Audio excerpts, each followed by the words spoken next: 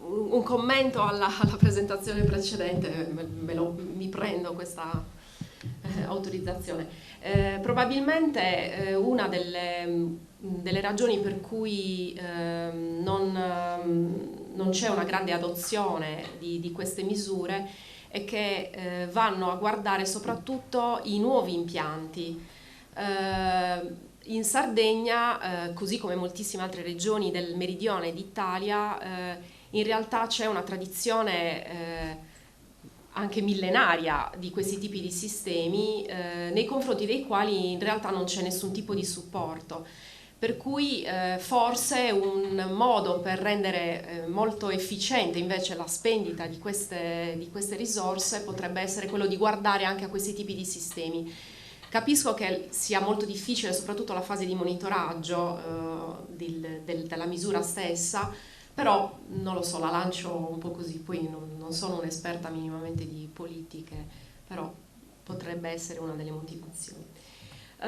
Quindi mi è stato chiesto di parlare di sistemi agro-silvopastorali in Sardegna. Una definizione, insomma tutti qua siamo esperti, quindi vado molto veloce: sistemi di produzione che combinano una copertura arborea con pascoli e arbusti utilizzati con il pascolamento da diversi tipi di animali, con presenza anche di colture foraggere che di solito sono in rotazione con i pascoli. Questa è stata mostrata già da Piero, insomma un'immagine di questo genere deriva dal progetto Ag4World. La faccio vedere giusto per farvi capire quanto nel bacino del Mediterraneo ci sia una grandissima concentrazione di questi tipi di sistemi. I pallini rossi sono quelli pascoli con alberi isolati, i blu invece sono i pascoli all'interno delle foreste, e i verdi sono invece più insomma, i pascoli, scusate, i sistemi con alberi da frutto. La Sardegna vedete che ha un bel po' di rosso e anche un bel po' di blu, e in effetti in Sardegna ci sono dei sistemi molto simili a quelli che si trovano nella penisola iberica, anche insomma se strutturalmente hanno delle differenze, però diciamo che si possono assimilare a questi sistemi Dehesa e Montados tipici della penisola iberica, rispettivamente in Spagna e in Portogallo, con numeri anche piuttosto rilevanti. E a proposito dei numeri, in questa mappa della Sardegna si vede come in rosso sono le aree forestate in perdita, in verde quelle in crescita. Quindi si vede che c'è una fortissima tendenza in Sardegna all'aumento della superficie forestale, come tutti sappiamo, e si sa che molta di questa superficie è utilizzata in parte anche col pascolamento, e quindi può essere assimilata a sistemi silvopastorali e in alcuni casi anche agro-silvopastorali, cioè sono tali, hanno un tale livello di fertilità, di condizioni diciamo edafiche generali, che consentono anche l'utilizzazione di tipo foraggero, quindi anche colture. I numeri in gioco, qui insomma ci sono alcuni numeri: foreste miste con diversi tipi di querce, anche caducifoglie, 355.000 ettari, foreste con prevalenza di quercia da sughero 85.000 ettari circa, popolazione a bassa intensità di sughere, quindi associate a suoli arabili, quindi dovrebbero essere più i famosi sistemi agro-silvopastorali propriamente detti, circa 53.000 ettari. La somma diciamo di queste ultime due voci, quindi foreste, quercia da sughero e popolazione a bassa intensità di sughere, fa circa 138.000 ettari, che potrebbero essere considerati appunto i sistemi silvopastorali e agro-silvopastorali. Secondo altre stime, ad esempio questa è una mappa derivata dalla Carta della Vegetazione, in un lavoro presentato diversi anni fa, è stato stimato che i sistemi silvopastorali tipici ad Dehesa, agro-silvopastorali, in Sardegna sono circa 113.000 ettari. Se ricordate il numero precedente, di fatto non tornano le cose. Perché non tornano? Perché probabilmente I sistemi di classificazione che ci sono dietro non sempre non sono standardizzati, differiscono a seconda della lente attraverso cui si guardano questi sistemi, quindi c'è decisamente un'esigenza fortissima di capire qual è il confine fra bosco propriamente detto, sistemi silvopastorali, agro-silvopastorali. Spesso si guarda alla densità degli alberi, alla copertura forestale. Gli agronomi, ad esempio, io sono un agronomo, guardiamo più alla funzionalità, quindi alla funzione produttiva piuttosto che alla densità dell'albero, quindi io potrei considerare come sistema silvopastorale anche quello che secondo i forestali è un bosco, tipicamente un bosco, però per me, siccome la sua funzione è anche di tipo pastorale, di fatto si potrebbe considerare tale. C'è molto da fare da questo punto di vista e questo credo che potrebbe servire moltissimo anche a supporto delle politiche, perché se si ha chiaro quali sono i numeri in gioco, probabilmente è più facile anche decidere che tipo di interventi e qual è l'entità dell'intervento necessario. I sistemi agrosilvopastorali, diceva Piero, insomma, ad essi sono associati tantissimi servizi ecosistemici, come vengono chiamati. Qui riportato insomma un elenco che non è minimamente esaustivo, sono solo alcuni esempi. In questa presentazione mi soffermo più che altro, come mi è stato chiesto, sulla produzione e sulla qualità del foraggio, quindi più che altro sulla risorsa foraggera. E presento alcuni risultati ottenuti sia in sperimentazioni o comunque in studi fatti in Sardegna, ma anche insomma, nella penisola iberica, che è quella più vicina a noi. Quali sono le criticità nella gestione e nella valorizzazione delle produzioni foraggere legate proprio a questo potenziamento del servizio ecosistemico produzione di foraggio? La scarsa quantità di foraggio nelle aree sotto chioma, quindi la presenza dell'albero può essere uno svantaggio da questo punto di vista e vedremo insomma, alcuni risultati da questo punto di vista. L'uso di specie foraggere o da pascolo che non sono adatte all'utilizzo di questi sistemi, spesso si utilizzano conoscenze derivate da studi di foragicoltura per sistemi che sono invece sistemi misti e che quindi necessiterebbero invece di avere approcci ad hoc. E ancora c'è molto da fare da questo punto di vista. Modalità di pascolamento che sovente non sono adeguate, anche qui spesso si utilizzano sistemi di pascolamento che sono adatti a certi tipi di pascoli aperti dove l'albero non è presente, invece qui l'albero è presente, quindi deve essere preso nella giusta considerazione.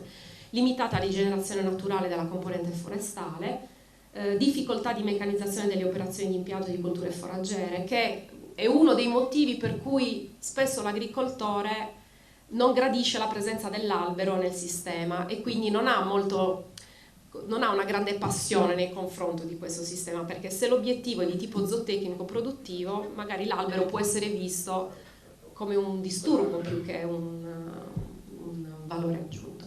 Danni alla componente arborea a causa di interventi meccanici non adeguati, anche questa lista non è esaustiva e sono giusto alcuni spunti.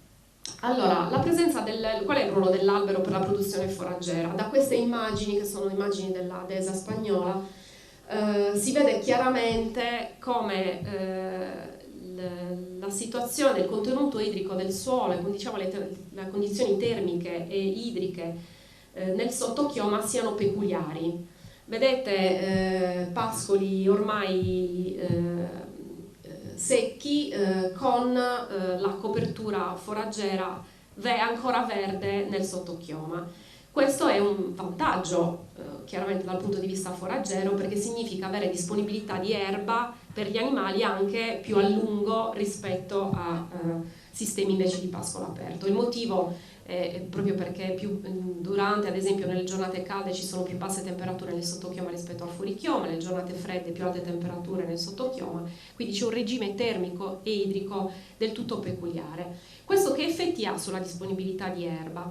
Qui vi riporto uno studio che è stato fatto nella Gallura, quindi nel nord-est della Sardegna, dove abbiamo lavorato per 3 anni sulla produzione di sostanza secca del pascolo in pascoli arborati, con una densità di alberi, diciamo una copertura di querce da sughero variabile, diciamo tra il 20 e il 40% per intenderci, con una struttura abbastanza alberi isolati. Allora gli istogrammi è una produzione stagionale, quindi autunno, inverno, primavera, per 3 anni. Gli istogrammi, quello qui si vede già un giallino, sono relative alla parte fuori della chioma dell'albero, quindi nelle aree aperte, e quelli in celestino sono invece le aree sotto chioma, ok? Quindi vedete, ho cerchiato le produzioni primaverili. Si vede chiaramente che in primavera, dove abbiamo il picco di produzione, la parte fuori chioma è decisamente più produttiva, anche fino al 60% più produttiva. Invece nel periodo invernale, a parte insomma gli inverni in cui di fatto non c'è produzione, più che altro perché l'autunno è stato molto siccitoso, vedete che si verifica il contrario. Questo è una cosa che è stata riscontrata anche da altri autori ed è molto interessante. Vuol dire che in inverno il pascolo sotto chioma può rappresentare una risorsa quando fuori chioma c'è poca erba. Qui insomma ci sono altri dati analoghi dove si vede, vediamo se riesco a, ecco, nel riquadro sulla vostra destra, allora U vuol dire under, quindi sotto chioma, o nelle parti aperte. Vedete che su 2 annate su 3, 2008, 2009 e 2010, quindi nelle prime 2 annate, di fatto le parti fuori chioma sono risultate più produttive a scala annuale, quindi tornano con i dati, diciamo, che vi ho presentato precedentemente. In l'ultimo anno invece di monitoraggio non c'era di fatto differenza statisticamente significativa, e questo era stato un anno, come dicono gli autori, umido. Quindi quando non ci sono condizioni, diciamo, limitanti da un punto di vista idrico, le differenze tendono ad appianarsi. In questo invece grafico sostanzialmente hanno osservato il contrario. Vedete, rimaniamo su queste 2 parti prima, quindi sotto la chioma, fuori dalla chioma. Vedete che fuori chioma di fatto hanno osservato invece produzioni sempre a scala annuale di foraggio, di sostanza secca più basse. Quindi questo per dire che non sempre i risultati sono sulla stessa direzione, ci sono risultati contrastanti, ciò significa le motivazioni sono molteplici, non entro adesso nel merito dell'interpretazione che è stata data di questi tipi di risultati, però è solo una prova del fatto che è necessario studiare ancora per capire bene come gestire poi questa risorsa per incanalarla, insomma, nell'ottimizzazione. Questi sono altri dati che mi ha passato il collega Antonello Franca, dove si osserva anche qui la produzione in sostanza secca di pascoli, di differenti tipi di pascoli, di miscugli o diciamo di sistemi seminaturali. Questo è il sottochioma, FS e il fuorichioma, dove si vede anche qui chiaramente una produzione più alta nel fuorichioma. Quindi in linea generale da questi risultati devo dire che si trova di più che è il fuorichioma a produrre di più rispetto al sottochioma, quindi diciamo che il sistema ne esce un po', come dire, turbato, ecco, il sistema agro-silvopastorale. Tuttavia, dal punto di vista della qualità del foraggio, perché non importa solo quanta erba è disponibile, ma anche la sua qualità, questi sono sempre dati del colleghi di Antonello Franca e i colleghi, dove si vede che il contenuto di proteina grezza, che è un parametro qualitativo fondamentale di qualità del foraggio, è più alto, significativamente più alto nel sottochioma rispetto al fuorichioma. Anche qui insomma diversi livelli di interpretazione di questo fenomeno.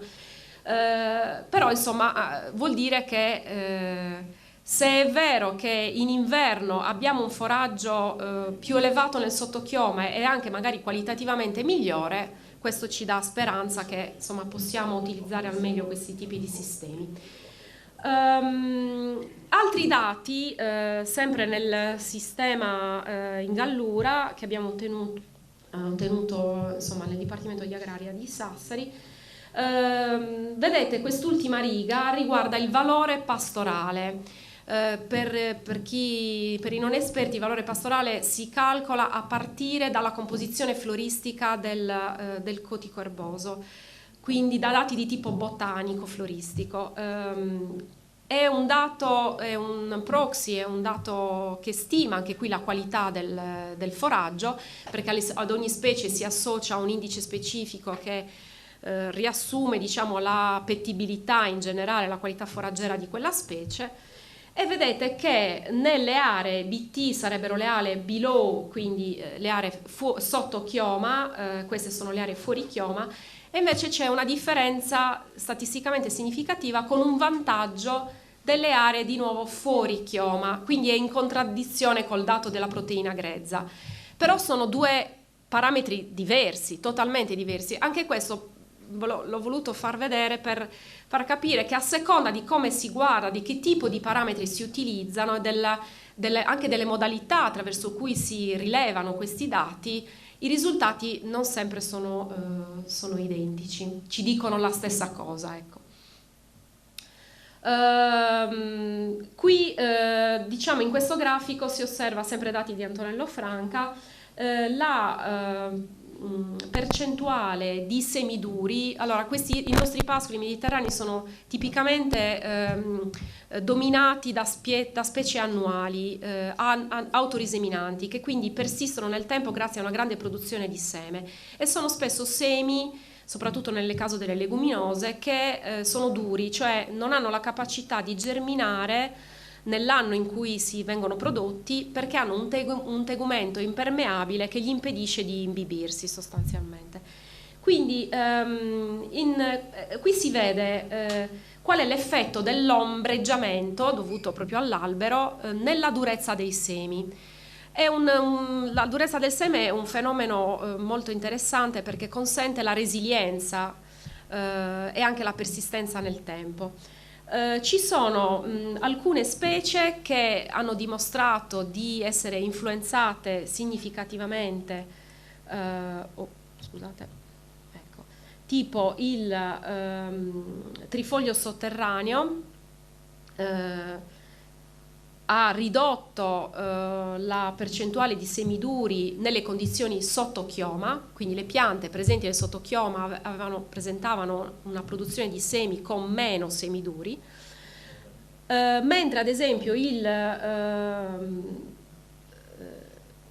aiutami Antonello, mi sembra il micheliano era, non riuscivo a vedere, sì, il micheliano. Il micheliano invece ha assolutamente il comportamento opposto. Di questi dati in letteratura ci sono pochissimi riscontri, c'è molto da fare, c'è molto da studiare. Anche qui vuol dire che dobbiamo usare un approccio di ricerca per studiare un fenomeno che è ancora poco conosciuto e che necessita degli sforzi veramente ad hoc, perché la presenza dell'albero, il ruolo che questo albero ha nei confronti di questi sistemi è ancora un po' da scoprire. Scusate, qui si vede malissimo, non so perché mi è saltato tutto, comunque. Qui volevo far vedere quale può essere il ruolo dell'albero anche nelle risorse alimentari. Sono dati sulla DESA spagnola che dimostrano come c'erano scritti dei numerelli lì, vado a memoria, mi sembra che intorno al 10-15% delle esigenze energetiche degli animali può provenire dalle ghiande, soprattutto nel periodo autunnale, quando abbiamo visto nei nostri sistemi capita di non avere produzione di erba. Quindi può essere una risorsa alimentare molto importante per gli animali al pascolo, che gli agricoltori, gli allevatori conoscono molto bene, che in alcuni casi temono perché possono essere, insomma, anche ci possono essere problemi poi sugli animali se si alimentano eccessivamente di ghiande, però per dire che può essere un ruolo molto rilevante anche da un punto di vista proprio di copertura di esigenze energetiche. Infine, due parole sul discorso della gestione. Dicevo, una delle problematiche è utilizzazione di modelli di pascolamento che non sono sempre adatti. Un sistema che stiamo cercando di portare avanti nell'ambito di un LIFE, domani chi parteciperà alla giornata a Santo Lussurgiu insomma, vedrà un po' meglio questi aspetti, un Life Regenerate, dove stiamo sperimentando, lo faremo fino al 2021, dei sistemi di pascolamento che utilizzano piccoli paddock in cui gli animali vengono fatti ruotare con carichi istantanei, quindi con un numero di animali molto elevato nell'unità di tempo, con una rotazione, quindi con turni piuttosto stretti, con l'obiettivo di aumentare moltissimo l'efficienza di utilizzazione del pascolo, che è data, diciamo, dal rapporto fra quanto l'animale asporta con l'alimentazione rispetto a quanto è disponibile di pascolo. E vedete da dati preliminari che l'AMP sarebbe questo sistema di pascolamento che l'abbiamo chiamato multi-paddock adattativo, in inglese sarebbe Adaptive Multi-Paddock Grazing, rispetto ai sistemi e controllo dove c'è il pascolamento libero. Vedete che l'efficienza d'uso del pascolo aumenta, quasi raddoppia. Quindi questi sono dati ovviamente preliminari, abbiamo iniziato da un anno e domani magari chi parteciperà alla giornata potrà vedere meglio con i suoi occhi.